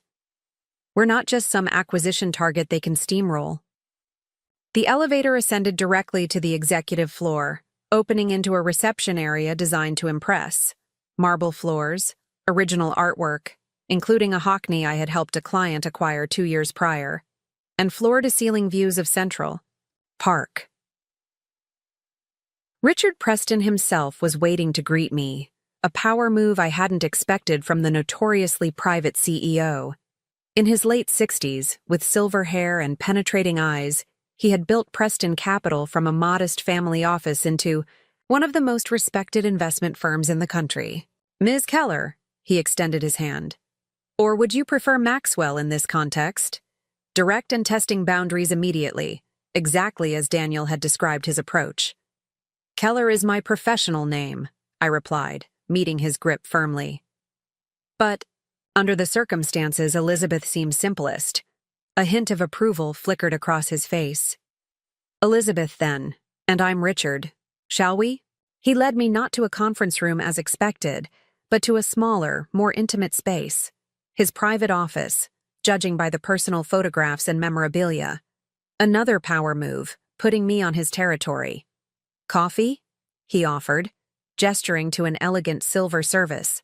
Please. As he poured, himself not delegating to an assistant, I took the opportunity to study the artwork on his walls. Unlike the corporate pieces in the reception area, these were more personal, more eclectic. A small Morandi still life, an early Frank Stella, a Japanese woodblock print from the Edo period. You have a good eye, Richard observed, handing me a porcelain cup. The Morandi was my first significant purchase 30 years ago. Before his market appreciated, I noted. Excellent timing. Sometimes timing is luck, he replied, taking his seat behind a desk that had clearly witnessed decades of pivotal decisions. And sometimes it's expertise. I suspect you know the difference. And with that subtle acknowledgement, the real conversation began. Yesterday was unexpected, Richard said, sipping his coffee. Finding out that the founder of our most promising acquisition target is married to my executive VP created what some might call a complicated situation. Some might, I agreed mildly. Others might call it an opportunity. His eyes assessed me with a shrewdness I immediately respected. I've spent the night reviewing Artemis Holdings' full portfolio performance. Your methodology for predicting value appreciation in emerging artists isn't just innovative, it's revolutionary. Thank you, I replied, neither denying the compliment, nor showing excessive gratitude. Equal to equal. What intrigues me most, Richard continued, is how you've integrated art historical analysis with quantitative metrics. Most firms approach art as either a cultural artifact or a financial asset. You've managed to synthesize both perspectives. This observation, this precise understanding of what made my approach unique, was something Daniel had never managed in 7 years of marriage. Richard Preston had grasped it after a single night of research. That synthesis is the foundation of our success, I acknowledged. Art has intrinsic cultural value that influences its financial performance. Understanding both aspects creates predictive power that purely quantitative approaches miss. Richard nodded thoughtfully. Your Columbia degrees suddenly make perfect sense. Not a frivolous combination, but a strategic one.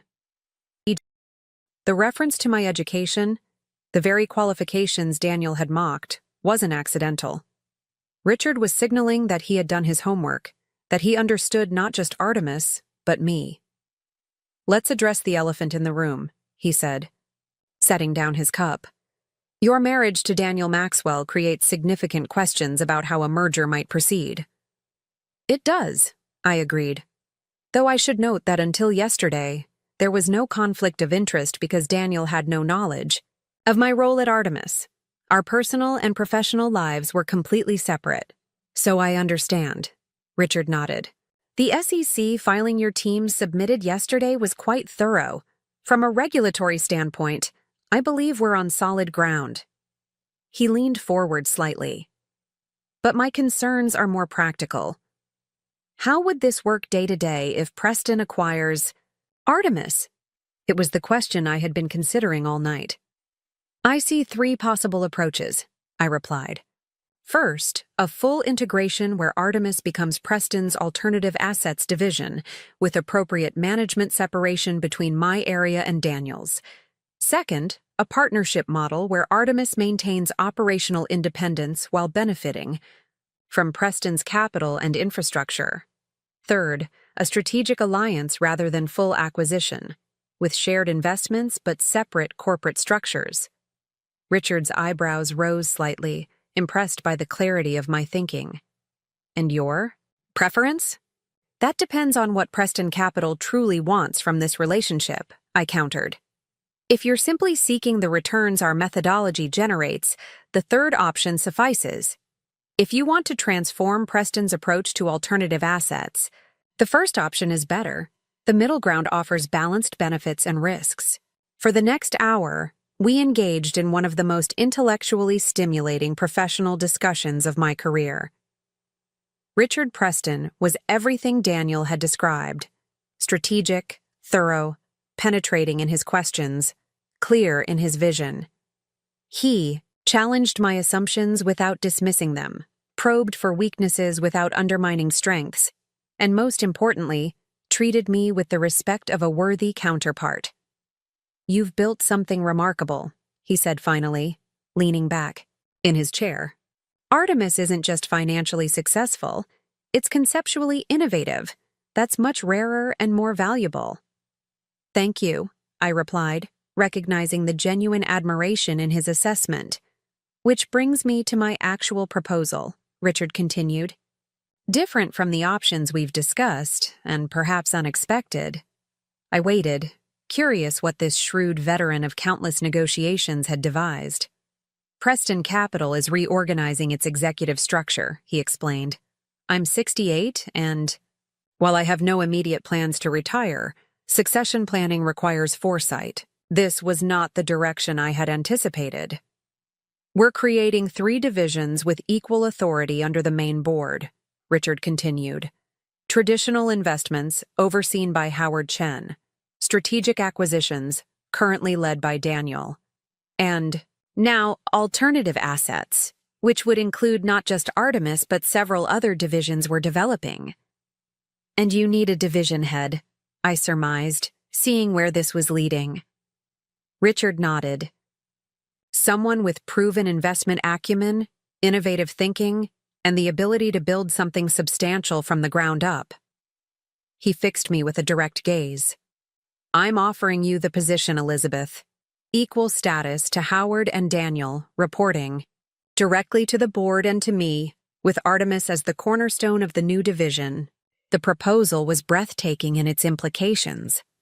Not an acquisition where Artemis would be subsumed, but an elevation where it would become the foundation of a major division within one of Wall Street's most respected firms, with me at the helm, equal in authority to Daniel.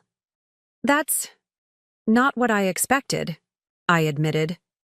"The best opportunities rarely are," Richard replied with a small smile. "You would maintain operational control of Artemis while building something larger. We would acquire Artemis through a stock exchange rather than cash purchase, making you one of Preston Capital's largest individual shareholders." The business logic was impeccable. The personal implications were staggering. "And Daniel?" I asked. "Have you discussed this with him?" "Not specifically," Richard said, "though he knows reorganization is coming. The question is whether you two can work effectively in equal positions of authority, given your history." It was the heart of the matter, not just corporate structure, but human dynamics. Could Daniel accept me as his professional equal after years of dismissal? Could I trust him to see me clearly now, without the distortion of assumptions and condescension? "I believe we can," I said carefully, "though it would require significant adjustment on both sides." Richard studied me thoughtfully. When I met Daniel 8 years ago, he impressed me with his analytical skills and strategic thinking. What he lacked, what he still lacks, is perspective beyond traditional finance. The humility to recognize value in unexpected forms. He gestured to the artwork surrounding us. Sometimes the most significant investments don't look like investments at all to conventional eyes. In that moment, I understood that Richard Preston saw more than just Artemis's financial performance. He recognized the conceptual breakthrough my approach represented, the value of integrating seemingly disparate disciplines. "I'll need time to consider this properly," I said. "It's a significant decision, professionally and personally." "Of course," Richard stood, signaling our meeting was concluding. "Take the week. But know that this offer comes from seeing what you've built and recognizing its true value. Not just as an acquisition target, but as a new direction for Preston Capital itself." As we shook hands, he added, "For what it's worth, I think you and Daniel could accomplish extraordinary things together, if he can see you with new eyes." Sarah was waiting in the reception area, alert for any signals about how the meeting had proceeded. "Well?" she asked as we entered the elevator. "We have much to discuss," I replied, my mind already working through implications and possibilities. "Richard Preston is not what I expected." "Better or worse?" she pressed. "Different," I said, "and far more perceptive." The car was waiting to take us back to Artemis, but I made a sudden decision. "Change of plans," I told the driver. "Preston Capital's executive garage, please." Sarah looked at me questioningly. "There's someone I need to speak with first," I explained. 15 minutes later, I was sitting in Daniel's office, a space I had never visited before, though he had worked there for years. Like mine, it had impressive views of the city, though his desk faced away from the windows, focused inward rather than outward. "Elizabeth," he said, surprised and wary as I entered. "How did it go with Richard?" He offered me a position as division head, I replied without preamble. "Equal to yours, overseeing all alternative assets with Artemis as the cornerstone." Daniel's expression cycled through surprise, confusion, and something else I couldn't quite identify. "Equal to mine," he repeated. "So we would be peers on the executive committee," I confirmed, both reporting to Richard and the board. Daniel was silent for a long moment, processing this possibility.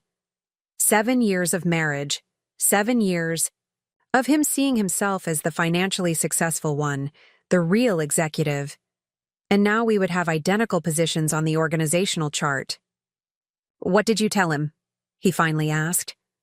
"That I needed time to consider it," I replied, "and that it would require significant adjustment from both of us." Daniel nodded slowly, his gaze moving to the framed photo on his desk. Us on our honeymoon. In Paris, standing before the Mona Lisa, his arm around my shoulders, both of us smiling. Before the dismissal became habitual, before the mockery became routine, when my art history expertise was still novel rather than something to belittle. "Can we do this?" he asked quietly. "Work as equals after everything?" It was the crux of the matter, not just corporate structures and reporting lines, but whether two people could evolve beyond entrenched patterns, whether respect once lost could be regained. "I don't know," I answered honestly, "but I think it might be worth trying." Daniel looked up, his expression more vulnerable than I had seen it in years.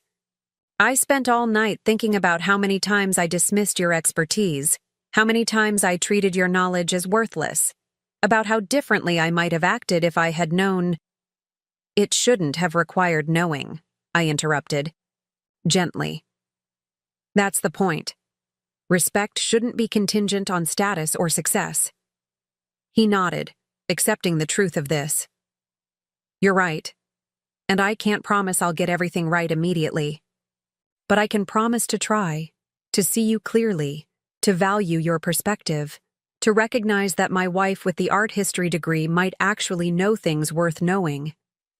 It wasn't a perfect resolution, not a fairy tale ending where all wounds were instantly healed. It was something more realistic, the beginning of a new understanding, a commitment to growth, an acknowledgement of past failures, and a tentative step toward a different future. Partners, I said, extending my hand across his desk. In every sense. Partners, he agreed, taking it. And Elizabeth, I really am proud of what you've built. Not because it's financially successful or because Richard Preston wants to acquire it, but because it's brilliant. You saw connections no one else did, created value where others saw only cost. That's extraordinary. It was, I realized, the validation I had been seeking all along. Not that my company was valuable, but that my perspective was valuable. That the knowledge Daniel had dismissed as useless was, in fact, the foundation of something innovative and significant. As we left his office together, heading to the executive dining room where Richard was waiting to discuss next steps with both of us, I felt a sense of completion. The journey wasn't over. Integration would bring challenges. Our relationship would require ongoing work. Old habits would need conscious breaking. But the core imbalance had finally been addressed. My useless degree had built a billion-dollar company that was now merging with his. My expertise, once mocked over dinner parties, was now recognized as revolutionary by one of Wall Street's most respected figures. And my husband, who had spent years dismissing my knowledge, was now beginning the humbling but necessary process of seeing me clearly for the first time. That night, as we prepared for bed in the apartment we had shared for years, now transformed by new understanding, Daniel paused before the wall where our degrees hung. Without a word, he took down his Harvard diploma from its prominent position and moved it to hang beside my Columbia degrees, the frames aligned in perfect equality. It was a small gesture, symbolic rather than substantial. But as I watched him step back to consider the new arrangement, I recognized it for what it was.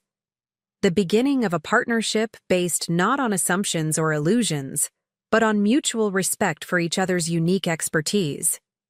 Better, he said simply. And it was. 6 months after the merger that shook Wall Street, I stood at the podium in Preston Capital's largest conference room, presenting the quarterly results of our new alternative assets division. The room was filled with board members, executive committee members, and senior directors, the power players who had once inhabited a world I observed only through Daniel's stories. As you can see, I concluded, gesturing to the projection behind me, our integrated methodology has delivered a 22% return, outperforming traditional investment vehicles by more than 8 points. The expansion into emerging market artifacts and digital art has positioned us uniquely for the coming fiscal year. The numbers spoke for themselves, eloquent testimony to the value of the approach I had developed, the expertise Daniel had once dismissed. My division's performance had exceeded even Richard Preston's ambitious projections, establishing alternative assets as Preston Capital's fastest-growing segment. Questions? I surveyed the room, meeting the eyes of executives who now regarded me not as Daniel Maxwell's wife, but as Elizabeth Keller, the architect of Preston's most innovative division. Howard Chen, head of traditional investments, and, once Daniel's mentor, raised his hand. These returns are impressive, but I'm more interested in sustainability. Are these results replicable, or are we seeing a one-time market anomaly? It was a fair question, and precisely the kind of challenge I had faced throughout my career, particularly from traditional finance veterans skeptical of art as an investment category. Our methodology isn't market-dependent, I explained, pulling up a supplementary slide I'd prepared for exactly this question. It's based on identifying intrinsic value misalignments that persist regardless of broader market conditions. The 10-year backward test demonstrates consistency across 3 market downturns. Howard nodded, satisfied with the thoroughness of my response. From the corner of my eye, I caught Daniel watching me with an expression I was still getting used to. Professional. Respect mixed with personal pride.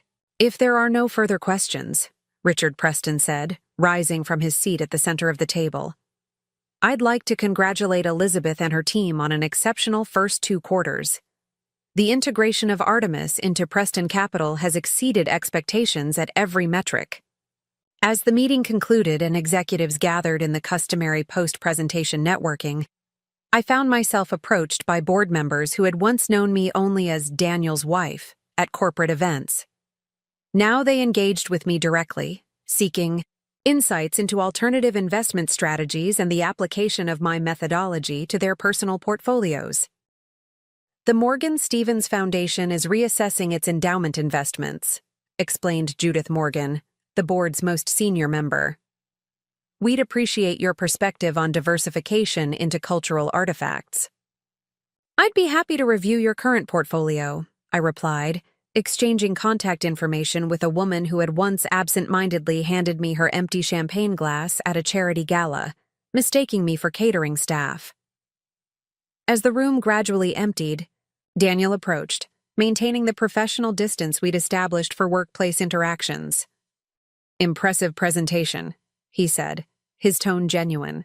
"Howard doesn't give compliments easily, but he was nodding throughout your methodology explanation. I noticed," I replied with a small smile. "Though I suspect he's still running his own analyses to verify my claims." "Undoubtedly," Daniel agreed.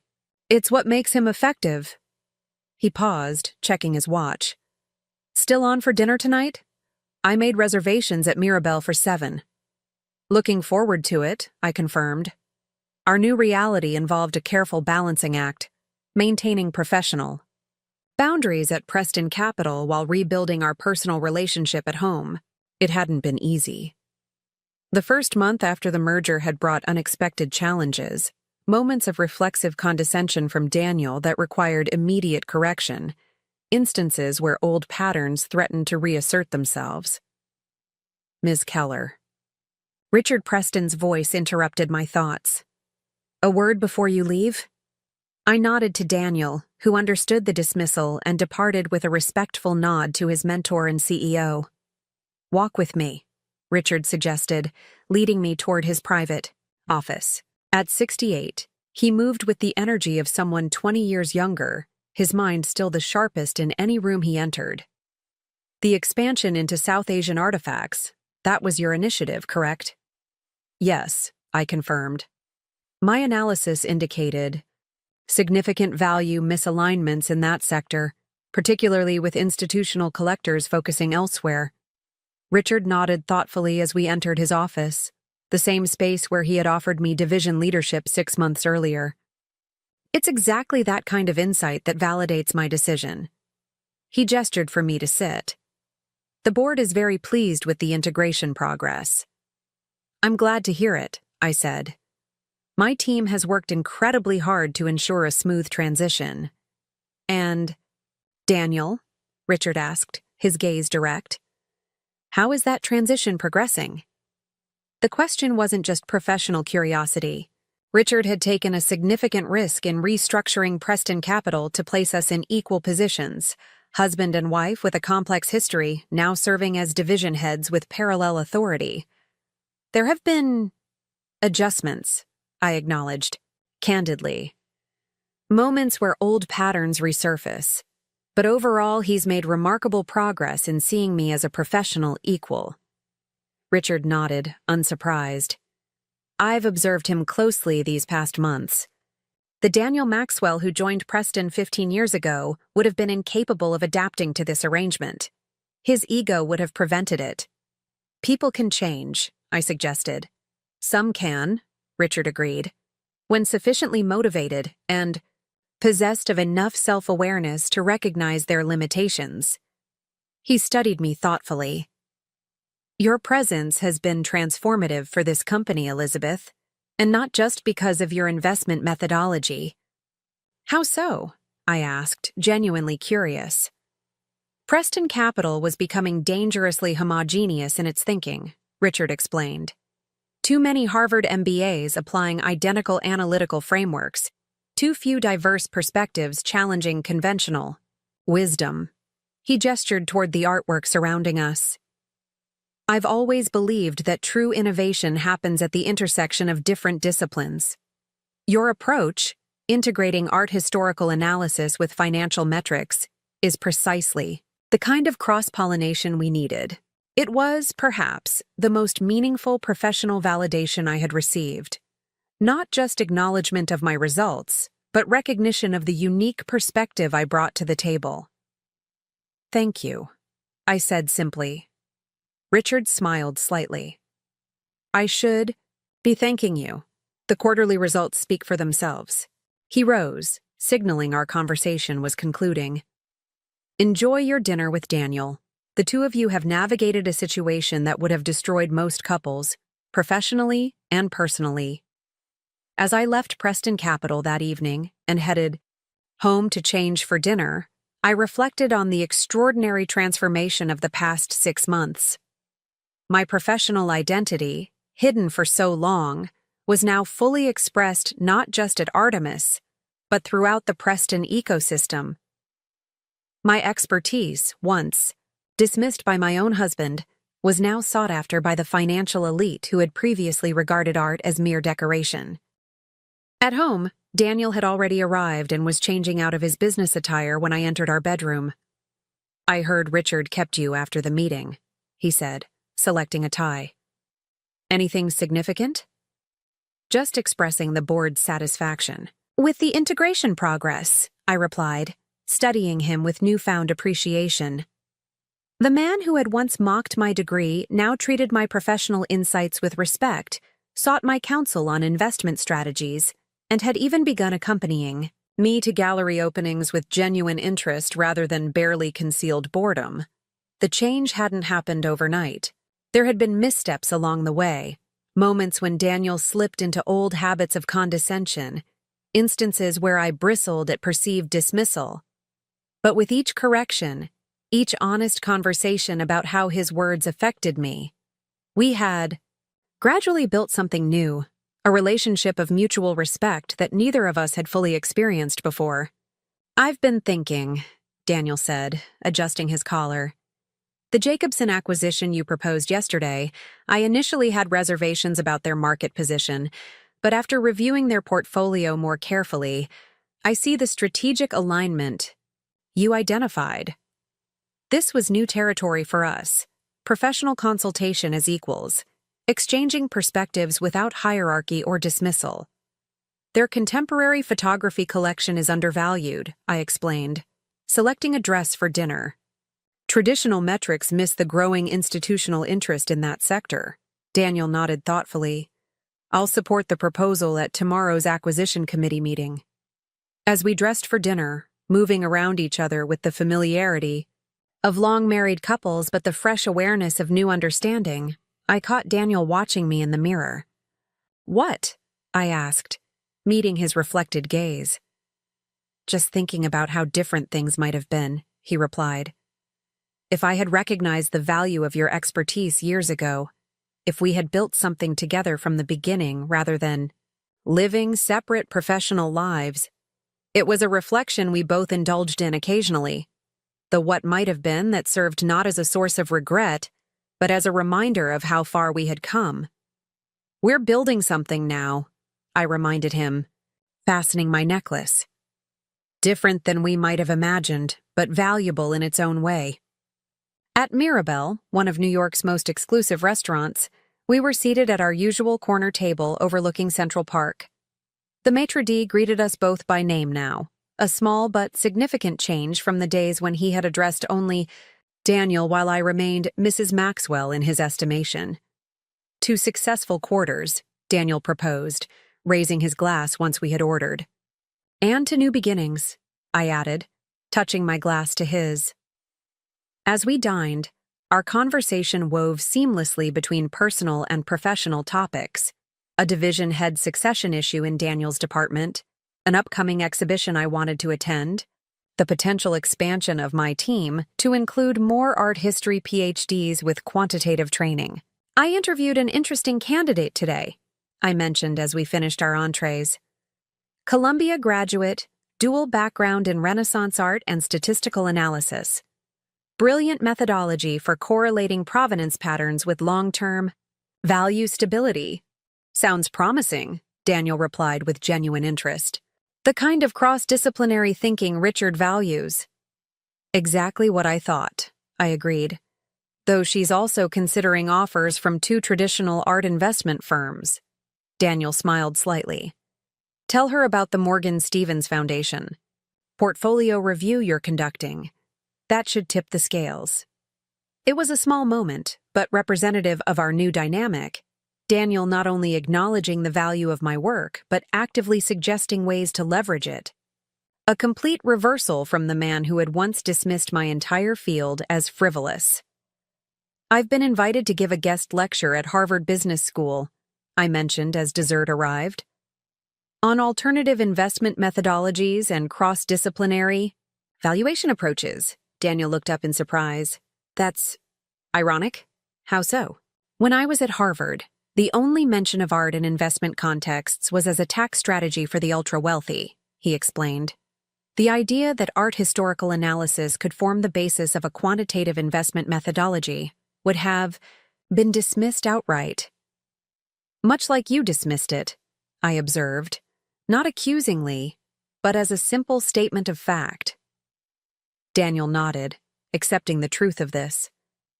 Much like I dismissed it, he acknowledged, which makes me wonder what other valuable perspectives I've overlooked due to similar blind spots.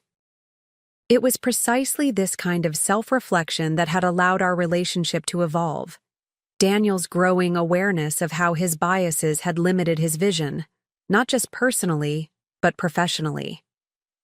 As we walked home through Central Park after dinner, enjoying the crisp autumn evening, Daniel took my hand in a gesture that bridged our professional and personal worlds. I received a call from Stanford today, he said casually. They've invited me to participate in a panel on innovative financial methodologies. I suggested they include you instead. I glanced at him in surprise. That's unusually self-effacing of you. Daniel smiled ruefully. Not self-effacing, realistic. They're specifically interested in approaches that challenge traditional valuation metrics. Your methodology is objectively more innovative than anything I've developed. It was perhaps the clearest evidence of how profoundly our relationship had transformed.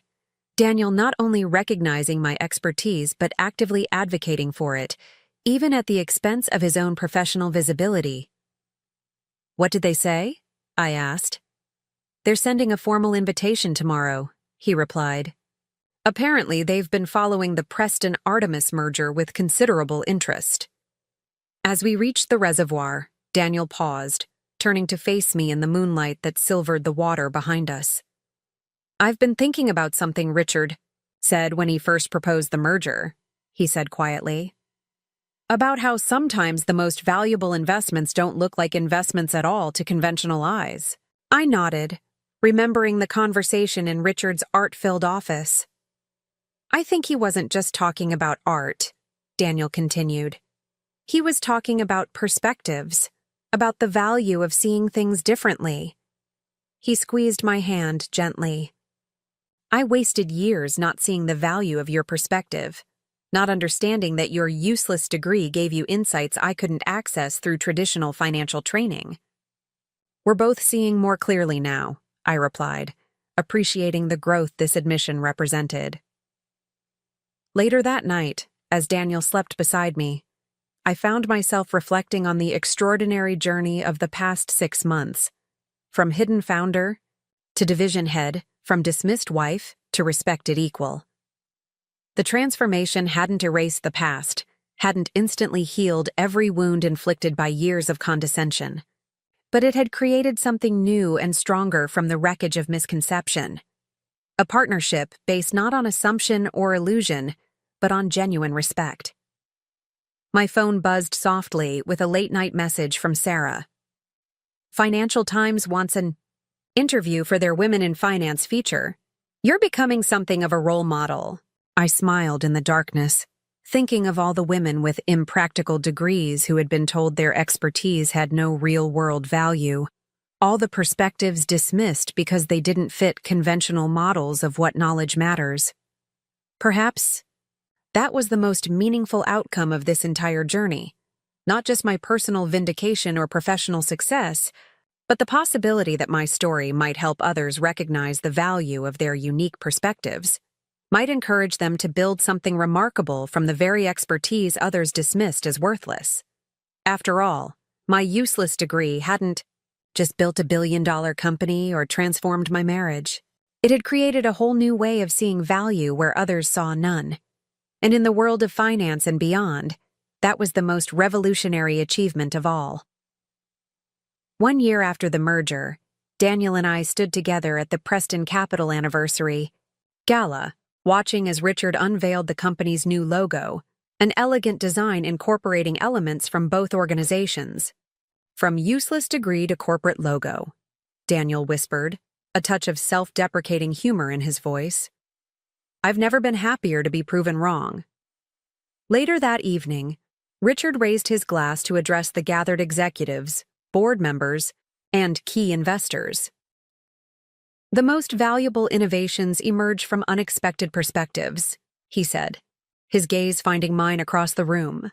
"Preston Artemis stands as testament to what happens when we recognize expertise in all its forms." As applause filled the ballroom, I felt a sense of completion. My journey had never been about revenge or vindication, but about being truly seen, not just as someone's wife, but as a professional with valuable expertise. "What are you thinking?" Daniel asked, his hand warm against mine. "That sometimes the most revolutionary act is to believe in your own value, even when others don't see it." He nodded, understanding now what had taken years to learn. My useless degree hadn't just built a company or transformed a marriage. It had changed how an entire industry understood value, and that was worth every moment of the journey.